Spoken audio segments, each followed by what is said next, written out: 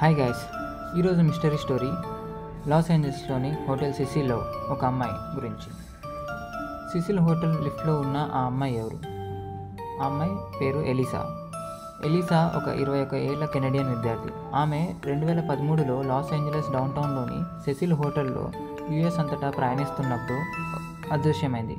ELISA అదృశ్యమయ్యే ముందు hotel ఎలివేటర్లో చిత్రీకరించిన video ఒకటి బయటికి రావడంతో ఈ వార్త వైరల్ అయింది. ఇక్కడ కనిపిస్తున్న ఎలిసా లామ్ అనే అమ్మాయి ఇంతకుముందు హోటల్ సెసిలీలో ఒక షేరింగ్ రూమ్ తీసుకునేది. కొన్ని రోజుల తర్వాత ఆ రూమ్మేట్తో ఒక ప్రాబ్లం వచ్చి ఆ అమ్మాయి తన ప్రైవేట్ రూమ్కి మారిపోయింది. అక్కడ తను ఒకటే ఉండేది.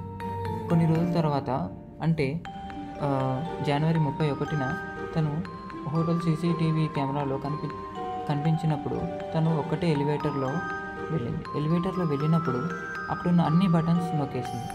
అలా ఎందుకు చేస్తుందో అర్థం కాదు, కానీ తన ప్రవర్తన మాత్రం చాలా విచిత్రంగా ఉంది. కానీ తను అక్కడ ఎవరితోనో మాట్లాడుతున్నట్టు, ఎవరో పక్కన ఉన్నట్టు బిహేవ్ చేస్తూ ఉంది. కానీ అక్కడ చూస్తే ఎవరూ లేరు. అదేంటంటే విచిత్రంగా ఆ ఎలివేటర్ డోర్స్ కూడా క్లోజ్ అవ్వలేదు, అవి కూడా అలాగే ఓపెన్లోనే ఉన్నాయి.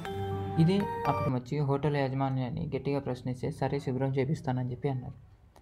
ఆ హోటల్ యాజమాన్యంలో ఉన్న ఒక వ్యక్తి పైనున్న వాటర్ ట్యాంక్లోకి వెళ్ళారు. అక్కడికి వెళ్ళి చూస్తే ఎలిసా లామ్ ఒక శవం అక్కడే ఉంది. అందరూ షాక్కి గురయ్యారు. అప్పుడు వెంటనే అందరూ పోలీసులకి కాల్ చేశారు. పోలీసులకి కాల్ చేసిన వెంటనే పోలీసులు రంగంలోకి దిగి అసలు తను అక్కడికి ఎలా వచ్చింది, రావడానికి గల కారణం ఏంటని ఆరా తీశారు.